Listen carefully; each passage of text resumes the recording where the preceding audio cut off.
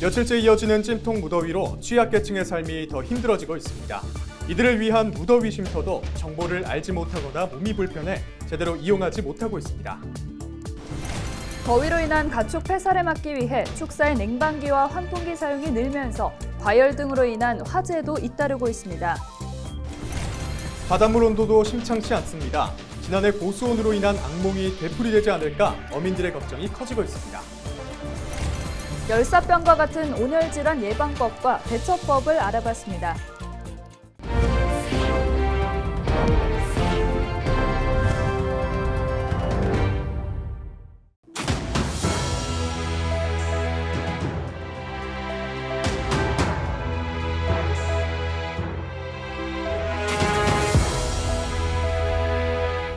여러분 안녕하십니까? 헬로티비 뉴스입니다. 전국 곳곳에 폭염주의보가 내려지는 등 연일 무더운 날씨가 이어지고 있습니다. 이 더위로 인한 온열 질환이나 화재 등 유념해야 할 부분들이 많은데요. 그래서 오늘 헬로티비 뉴스는 폭염 특집으로 준비를 했습니다. 먼저 첫 소식입니다. 요즘 에어컨 없이는 견디기 어려울 정도로 푹푹 찌는 날씨가 계속되고 있는데요. 지자체가 폭염 취약계층을 위해 무더위 쉼터를 운영하고 있지만 이런 정보를 잘 알지 못하거나 몸이 불편해 이용하지 못하는 경우가 많다고 합니다. 김진재 기자입니다.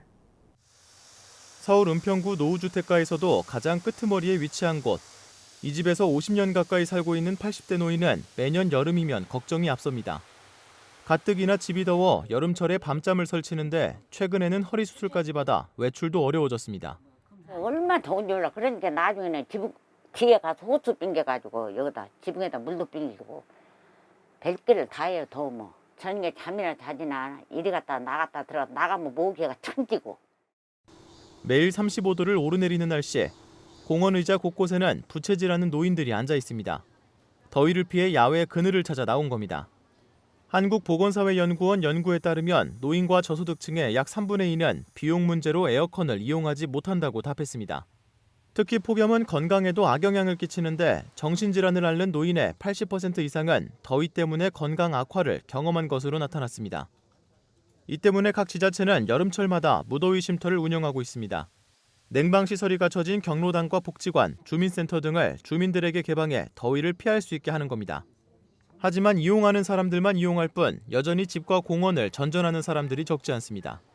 몸이 불편해 집 밖을 나서기 어렵거나 무더위 쉼터 정보 자체를 알지 못하는 경우도 있습니다. 어디가 있는지 몰라요. 우리는. 많이 더운데 그냥 집에서 그냥 우물쭈물 해버려요. 실제로 서울 은평구는 지난달 1일부터 지역 내 숙박시설을 활용해 어르신 대상 야간 쉼터를 운영하고 있지만 한 달 동안 이용자는 한 명도 없었습니다. 이런 폭염 사각지대를 줄이기 위해 지자체에서는 홀로 사는 노인과 저소득 가구를 대상으로 냉방시설을 지원하고 있습니다.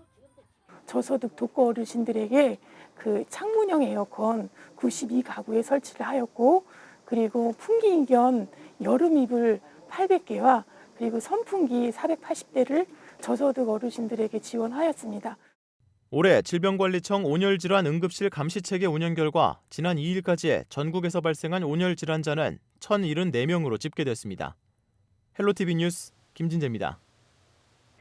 최근 남부지방을 중심으로 연일 찜통더위가 기승을 부리고 있습니다. 일부 지역은 최고 체감온도가 35도까지 치솟았는데요. 이렇게 폭염이 이어질 때는 열사병과 같은 온열질환에 특히 주의해야 합니다. 전소연 기자가 온열질환 예방법과 대처법을 알아봤습니다. 뜨겁게 내리쬐는 햇빛. 연신 부채질하고 그늘에 앉아 더위를 식혀보지만 숨막히는 더위를 피하기는 역부족입니다. 이렇게 30도를 웃도는 날씨에는 열사병, 열경련 등 온열질환에 걸릴 가능성이 커집니다. 땀을 많이 흘려 무기력해지는 열탈진이나 체온을 조절하는 신경계가 기능을 상실하는 열사병이 대표적인 온열질환으로 꼽힙니다. 여기에 수분 손실로 근육의 경련이 일어나는 열경련도 있습니다. 특히 열사병은 생명까지 위협할 수 있어 온열질환 중 가장 위험합니다. 질병관리청은 5월 20일부터 7월 말까지 온열질환 감시체계를 운영한 결과 약 2달간 7명이 온열질환으로 사망했다고 밝혔습니다. 같은 기간 동안 온열질환으로 응급실에 방문한 환자도 1,000명이 넘습니다. 온열질환자 중 절반은 열탈진이었고 열사병 환자도 20%가 넘습니다.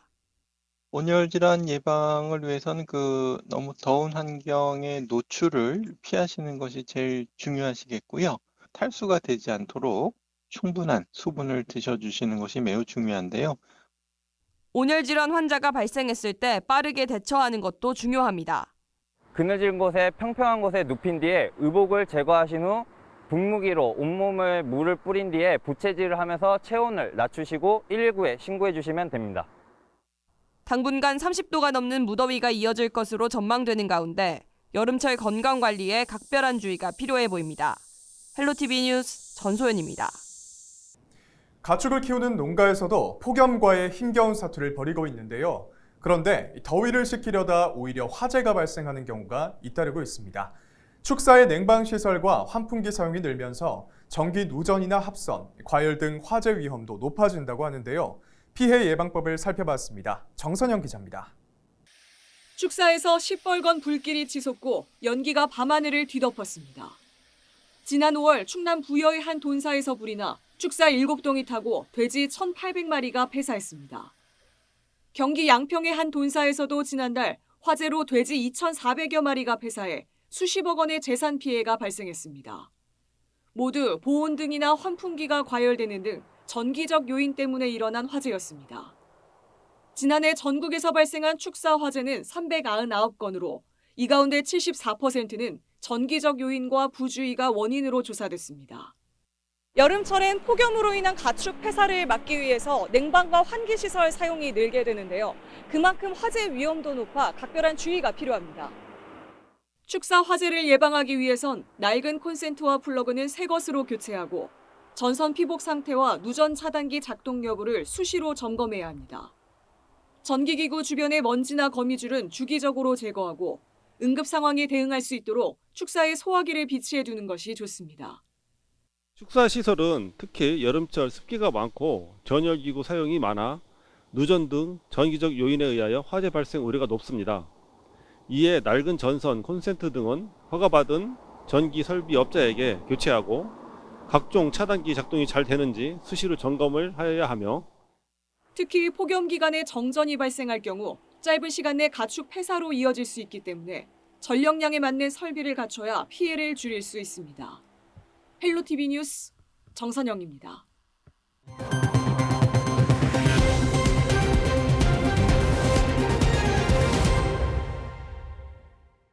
농사일도 쉽지 않습니다. 특히 고령층이 많은 농촌에선 폭염 속에서 농작업을 하다 쓰러지는 경우도 종종 발생합니다. 요즘같이 무더운 날씨에는 한낮에 논밭에 나가시는 건 최대한 피하셔야겠습니다.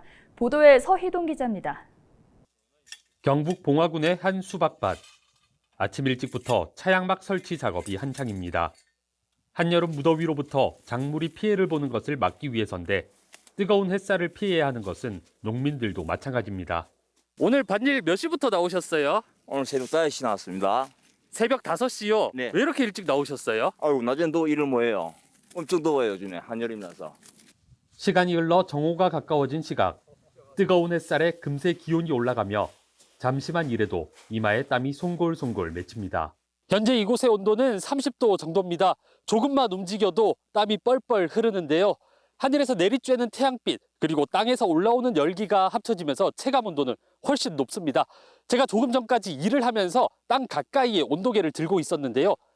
지면의 온도는 40도가 넘습니다. 지난해 기상청이 경기도의 한 밭에서 측정한 자료에 따르면 한낮 기온 34.7도씨를 기록한 날 지면의 최고 온도는 51.3도씨로 측정됐습니다.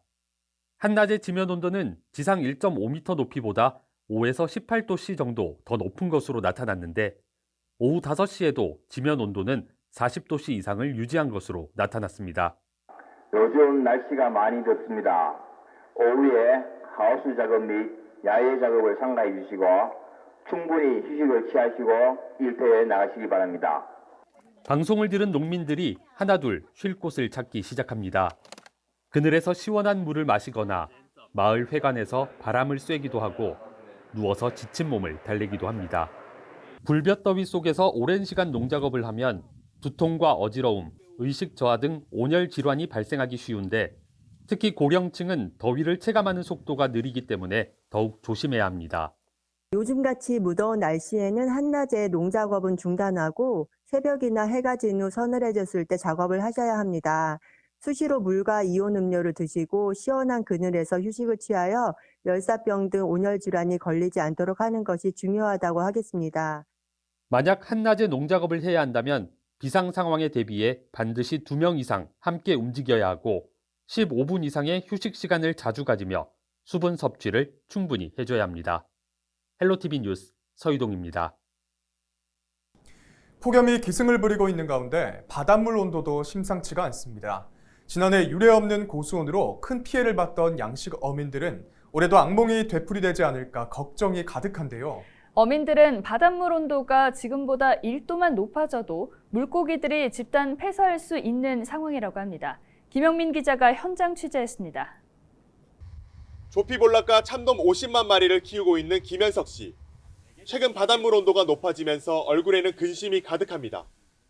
한 지가 지금 30년이 넘어 돼 가는데 그때는 뭐 잠깐 여름에 떠도 잠깐 떴고 이리 했는데 지금은 그때 되면 뭐 더운 날이 한 몇 배 정도 되거든요. 그래서 지금은 걱정이 많은데 잘 우리가 희망은 잘 안 되니까. 양식장 한 구석에는 이미 폐사에 떠오른 물고기들도 보입니다.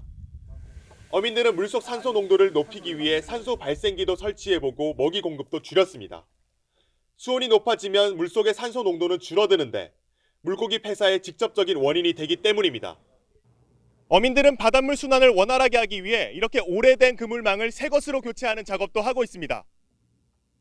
하지만 뜨거워진 바닷물 표층이 최근 태풍의 영향으로 아래 위로 섞이면서 3도가량 급격히 오른 수온을 막기는 역부족입니다. 지난 3일 기준 거제 바닷물 온도는 25도. 1도만 더 높아져도 조피볼락과 같은 한류성 어종은 집단 폐사할 수 있는 수온입니다. 지자체는 실시간으로 수온을 어민들에게 알리고 고수온 피해에 대비할 장비를 양식 어민들에게 지원할 계획입니다. 어민에게 고수온 대응 장비 약 2,600여 대를 지원하여 고수온은 물론 적조 대응에도 효과가 좋은 산소 발생기, 액화산소 공급기 등을 보급 확대하고 있습니다. 문제는 본격적인 폭염이 시작되면서 앞으로 수온이 더 높아질 거라는 점입니다. 지난해 바닷물 온도가 최대 31도까지 오르면서 전국 양식장에서 입은 피해액만 217억 원. 올여름 이른 폭염으로 더 큰 피해를 입지 않을까 어민들의 근심이 커지고 있습니다. 헬로티비 뉴스 김영민입니다. 시원한 비 소식이 좀처럼 들리지 않으면서 무더운 여름이 지속되고 있습니다. 여름 나기가 힘들수록 시원한 곳에서 일하는 분들이 부러워지곤 하는데요. 영하 20도 냉동 창고에서 일하는 근로자들의 여름을 취재했습니다. 송하연 기자입니다. 전남 여수의 한 수산물 냉동 창고. 경매가 끝난 뒤 수산물은 냉동 창고로 옮겨져 도매상에 팔리기까지 보관됩니다. 이곳에는 여름철 하루 평균 4천여 개 상자가 들어오는데 무게만 800여 톤에 달합니다. 미역과 오징어, 멸치까지 수산물을 신선하게 유지하기 위해 냉동 창고 온도는 영하 20도로 유지되고 있습니다. 제가 바깥에서 컵라면에 뜨거운 물을 부어왔는데요. 면발을 한번 붙여보겠습니다. 영하 20도의 낮은 온도인 만큼 뜨거운 면발은 금세 달라붙어 얼었습니다. 바깥에선 연일 폭염주의보가 내리지만 냉동 창고 안에선 속눈썹이 얼 만큼 한기가 느껴집니다. 작업 시간은 한 번 창고를 들어갈 때마다 최대 30분. 근로자들은 동상을 피하기 위해 장갑과 두꺼운 옷을 착용하고 틈틈이 몸을 움직여 열을 냅니다. 무더운 여름 추운 곳에서 일하는 걸 부러워하는 사람도 있지만 근로자들은 아니라고 말합니다. 바깥 온도와 다르지 않은 겨울보다 50도 이상 온도 차이가 나는 여름이 안전사고의 위험이 더 크기 때문입니다. 저희들이 안에서 근무할 때는 괜찮지만은 밖에 나갔을 때는 몸 안에 막 습기가 차고 피부 쪽에 질환도 오고 그렇게 안 좋거든요. 무더위에도 영하 20도 온도에서 일하는 냉동창고 근로자들. 여름을 잊은 그들에게도 겨울은 기다려지는 손님입니다. 헬로티비 뉴스 송하영입니다. 오늘 준비한 소식은 여기까지입니다. 이어지는 폭염에 가장 큰 피해를 입는 건 우리 사회에서 가장 취약한 분들입니다. 폭염 사각지대에 있는 우리 지역민들을 위해 헬로티비 뉴스도 더욱 노력하겠습니다.